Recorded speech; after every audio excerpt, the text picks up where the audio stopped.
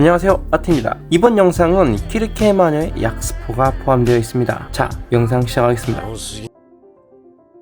페넬로페 건담 3강의 하사웨이 1편에서 연방의 키르케 부대에 큰 활약을 할 뻔했지만 안타깝게 크시에 의해 물거품이 되었습니다. 이렇게 1편에서 막을 내렸고 2편에서는 페넬로페는 수리 중인 모습만 살짝 보여주며 더 이상 등장하지 않습니다. 키르케 부대의 유일한 건담인 페넬로페가 망가졌으니 그 파일럿은 손구녕이 났는데요. 그러면서 수리기간 동안 아류제우스를 타면 된다는 이야기를 듣게 됩니다.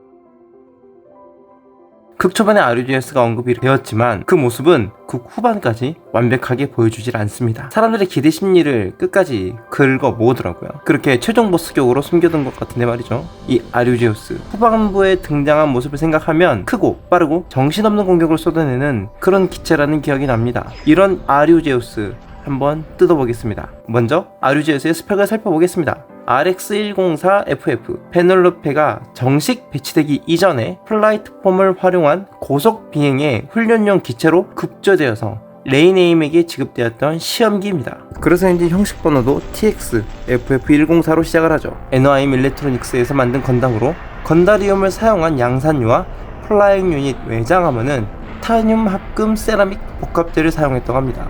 셀프 노즐 20기를 병렬 타입으로 탑재가 되어 있어서 미노프스키 플라이트 유닛의 버금가는 속도를 가지고 있으며 사이코뮤가 탑재되어 있지 않나라고 의심이 되는 기체이기도 합니다. 하지만 원작 소설에는 등장하지 않는 애니메이션 오리지널 기체입니다. 페넬로페라는 명칭은 RX-104 오디세우스 건담에 픽시드 플라이트 유닛을 장착한 형태를 뜻하는 것과 비슷하게 이 기체는 RX-94 양산형 유건담을 소체로 개수가 되었으며 외장에 페넬로페 개발 시 사용되었던 시제기 부품을 장착한 형태입니다. 소체인 양산형 유건담은 머리 부분과 고관절 블록 부분을 개수하였고 발끝 부분은 원본인 유건담과 동일하게 변경이 되었으며 어깨 장갑은 연회색으로 색상도 변경이 되었다고 합니다. 완성된 미노프스키 플라이트 시스템을 탑재한 페넬로페와 달리 이 기체는 제조 당시 미노프스키 플라이트 유닛이 미완성이었기 때문에 그 대안으로 구식 플라즈마 제트 엔진 시스템을 활용한 셀프 노즐을 탑재하고 있습니다. 이 때문에 순수한 엔진의 성능 자체는 페넬로페에는 미치지 못하지만 대신에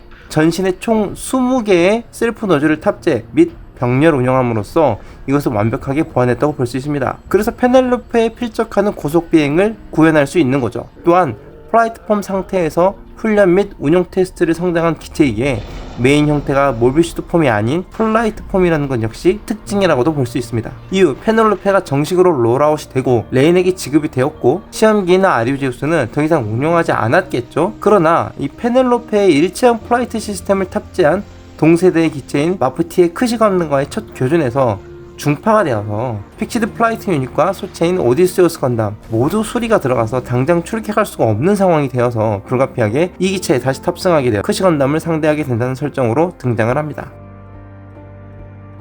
그래서 외장 형태를 살짝 살펴본다면 페넬로페의 형태와 가장 가깝게 생기긴 했지만 좀 더 투박한 모습을 가지고 있고 그래서 어떻게 보면 모비슈츠의 느낌보다는 모비라머의 느낌이 더 강한 그런 기체이기도 한데요. 페넬로페 역시 플라이트 시스템 소형화로 실패로 인해서 표준적인 모비슈츠 사이즈 느낌은 없죠. 둘 다 굉장한 덩치를 가지고 있는 기체다라는 걸 볼 수 있습니다. 그리고 아류제우스도 역시 플라이트 폼을 위한 파츠들을 필요에 따라 탈거할 수 있는데요. 페넬로페가 크시와는 다르게 플라잉 유닛을 따로 탈거할 수 있다는 것을 감안해 본다면 이것은 아류제우스부터 시작이 되었던 형태를 그대로 가지고 갔다는 설정도 붙일 수 있어서 매우 좋은 것 아닐까 싶습니다. 아류제우스 역시 크시와 전투를 하면서 많은 파츠를 파손당해서 여기저기다가 떨어뜨리는 신도 등장을 하거든요.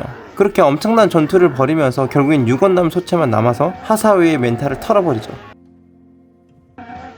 아류제우스 상태에서 나타나는 특유의 닭발 형태의 발은 페넬로페의 소설판의 디자인을 오마주하는 것으로 추정이 되기도 합니다. 아류제우스의 소체 무장을 좀 본다면 기존 양산형 유건담의 기본 무장을 베이스로 오른팔의 빔 스프레이건 대신에 왼팔에 90mm 실탄 게틀링으로 환장을 하였고 원래는 빔 스프레이건이 내장되어 있는 오른쪽 팔에는 예비 빔샤벨이 내장되어 있습니다. 빔 라이플에도 일반 유건담과 공용으로 쓰는 게 아니라 페넬로페의 것을 기반으로 한 탄창 교환식 신규 빔 라이플을 장비했고요. 백팩이 빔샤벨 2개는 아류제우스 상태에서는 앞으로 접어서 빔 캐논으로 사용을 합니다. 아류제우스 상태의 무장은 장갑 외부의 컨테이너에 페넬로페처럼 판넬 미사일 34발을 장비하고 있고, 그리고 프론트 스커트 아머에 추가되는 증가 장갑에는 유건담 HWS처럼 빔샤벨이 내장된 서브암이 탑재되어 있습니다. 어깨 증가 장갑에도 페넬로페의 팔과 유사한 디자인의 서브암이 있는데 끝에 판넬 미사일 컨테이너 3개가 달려 있습니다. 흉부 장갑에도 2장의 머신건이 탑재가 되어 있고요. 근데 이 아류제우스가 원작 소설에서는 등장하지 않는다 그랬잖아요. 원작 소설에서는 페넬로페가 전투 중 파손되었지만 수리가 일찍 끝나게 되어서 레이넨과 함께 전투에 참여함으로 크시와 또 전쟁을 하는 그런 장면이 있지만, 애니에서는 이게 페넬로페 수리가 늦게 끝나서 결국에는 아류제우스를 타고 전투에 참여하게 되는 건데요. 근데 여기서 원작 소설과 비슷한 장면이 있는 게, 크시가 연방의 구스타프 칼과 전투를 벌이고 있는 동안 아류제우스는 늦게 도착을 해서 결국에는 구스타프가 연합작전을 하지 못하고 혼자서 크시를 상대해야 되는 상황이 벌어지게 되는 것입니다. 결국에 크시를 이기지 못하는 그런 상황이 발생했었고요. 그럴 수밖에 없었던 게, 애시당초 아류제우스는 페넬로페의 개발 과정에서 시작된 기술 실증기 연습기인지라 성능도 열세였던 데다가 파일럿의 실력이 사실 좀 밀렸기 때문에 하사웨이 크시의 유효타를 거의 내지 못하고 역으로 피격만 당해서 서브 파츠를 손실하는 일방적인 열세 전투를 이어나가긴 했습니다. 그 와중에 아류제우스의 유닛은 치명타를 맞고 심각하게 파손이 되긴 하지만, 다행히 양선형 유건담 자체가 이제 멀쩡해서 파손된 외장을 퍼지하고 본체 상태로 전투를 이어나갔지만, 이게 오히려 하사웨이의 2차 네오지전 항쟁 당시에 유건담을 떠올리게 되었고 환각증세를 동반한 극심한 PTSD를 발현하게 됩니다. 자결핵을 이룬 하사웨이는 창란 증세에 눈앞의 파일럿이 아무로 레이인 것으로 인식을 하고 악에 바친 말을 내뱉으면서 양산형 유건담을 일방적으로 썰어버리게 됩니다. 크시에게 붙잡혀 일방적으로 얻어맞던 와중에 레이는 스커트의 서브암에 장착된 빔샤벨을 기습적으로 휘둘러 보지만 크시의 앞면 일부만 파손시키고 끝나는 발악이 되었습니다. 그렇게 최후의 발악조차 무마되어서 완전히 무력화된 상태에서 양산형 유건담 복부 왼쪽에다가 크시 건담이 빔샤벨을 박으면서 콕핏이 완파되기 직전까지 끌고 올라가지만 기기가 제한을 함으로써 레이는 사망을 면했습니다. 이때 굉장히 많은 모멸감을 느꼈을 것입니다. 그러나 이 기체는 허리 우측이 꿰뚫려서 콕핏의 우측까지 완전 녹아내리면서 완파 상태로 이렇게 두 번째 전투에서도 결국에는 패배를 하게 되는 것입니다. 자, 이런 아류제우스, 갑자기 뜬금없이 하사웨이 2편에 나온 이유가 무엇일까 생각을 해봤거든요. 과거에 제가 이게 루머로 들었던 이야기를 좀 생각해보면, 하사웨이 2편에 양산형 유건담이 나온다는 이야기, 그리고 이렇게 실제로 등장을 했는데요. 반다이에서 양산형 유건담을 팔기 위해서 엄청 고심을 했던 것으로 보입니다. 그래서 이걸 국중에 녹여서 IP를 더 키워내길 원했을 것이고, 그 작전 역시 성공을 했던 건 아닌가 싶습니다. 게다가 합체 로봇 띄워 팔기까지 가능한 이런 전략 역시 반다이가 아닐 뿐인데요. 아류제우스란 녀석을 판매하게 된 결정적인 건 역시 돈 때문이겠죠. 또한 이렇게 원작에도 등장하지 않는 디자인을 새롭게 만든다는 것 자체가 굉장히 어려운 일이었을 것입니다. 그리고 소설이나 코믹에도 등장하지 않는 이 설정을 등장시켰기에 제품화될 거라고 그 누구도 사실 상상하지도 않았을 거고요. 하지만 이렇게 제품화시켰다는 건 반다이가 큰 결심을 하고 만들어낸 기체임은 분명한 것 같습니다.